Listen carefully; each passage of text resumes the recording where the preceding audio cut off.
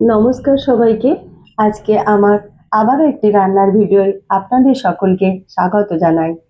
আজকে বানাবো ভাত, দুধ আর চিচিঙ্গে আলু দিয়ে সর্ষে বেটে ঝাল। চলুন আপনাদের সঙ্গে পুরো রেসিপিটা শেয়ার করি। আমি দুপুরে রান্নার জন্য 3টে চিচিঙ্গে নিয়েছি। এই চিচিঙ্গেটাকে অনেকে হোপাও বলে। আপনারা কে কি নামে চেনেন এটাকে আমাকে কমেন্ট করে জানাবেন। আমরা এটাকে চিচিঙ্গেও বলি, আবার হোপাও বলি। তো চিচিঙ্গেগুলো ভালো করে বটির মধ্যে গায়ের যে আঁশটা রয়েছে ওটাকে চেঁচে ছাড়িয়ে নেব।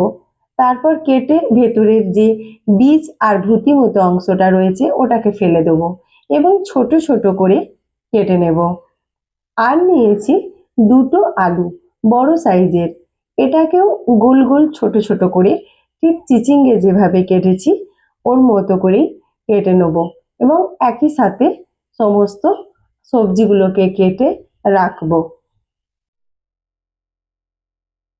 আমার সমস্ত সবজি প্রায় কাটা হয়ে গেছে।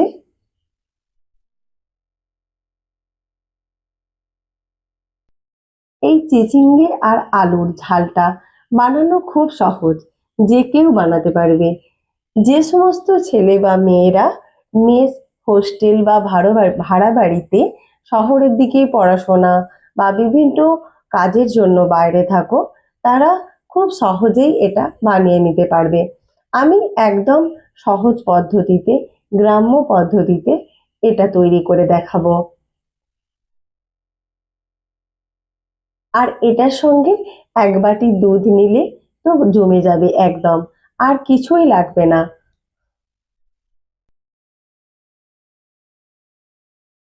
যে সমস্ত ছেলেমেয়েরা একা থাকো তাদের পক্ষে খুব সহজ এবং সাবলীল রান্না, যেমন সুবিধাকর তেমন খেতেও সুস্বাদু হয়।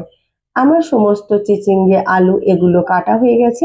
আমি এগুলিকে ধুয়ে নেব এবং এই রান্নাটার জন্য 2টো বড় সাইজের পেঁয়াজ কেটেছি।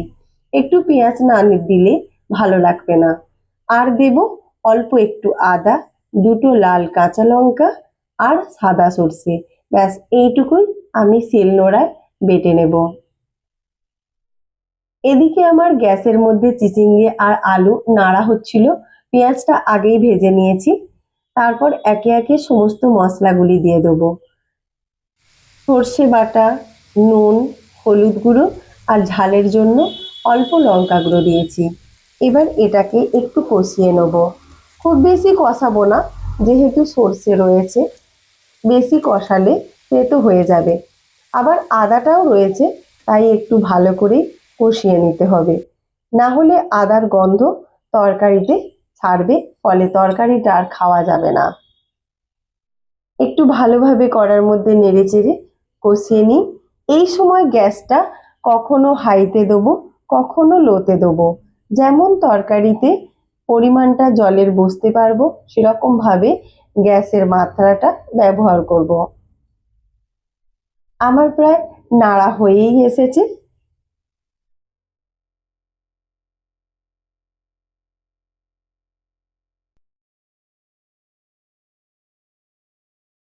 আর একটুখানি বাকি আছে, আর 1-2 বার নেড়েই এটার মধ্যে জল দিয়ে দেবো।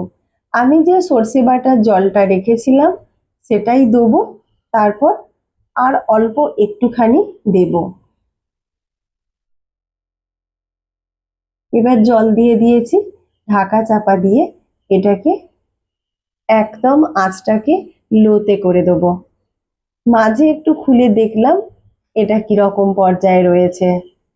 এখন টকবক করে ফুটছে। আমি আবার গ্যাসটাকে একদম লোতে রেখে দিয়েছি। আমার সমস্ত কিছু সেদ্ধ হয়ে গেছে এবং তরকারিটাও হয়েই এসেছে। এবার নামিয়ে নেব। দেখুন তরকারিটা ঠিক এরকম হয়েছে। দারুণ দেখতে লাগছে, একদম লাল লাল। এবারে চলুন, আমি দুধটা গরম করে নিয়েছিলাম, আপনাদেরকে একটু দেখিয়ে দিই। দুধে কি ভাবে মোটা ভাবে সর পড়েছে। আমার তৈরি আজকের ভাত, 1 বাটি দুধ আর চিচিঙ্গে আলু ঝাল। দেখুন কি সুন্দর খেতে লাগবে। তাড়াহুড়োর সময় এই রকম একটু তরকারি পেলে আর কিছুই চায় না। এবার খেয়ে নেওয়া যাক। চলুন, আপনারা কে কে এই ধরনের রেসিপি পছন্দ করেন আমাকে কমেন্টে জানাবেন। আজকের মতো এই পর্যন্ত।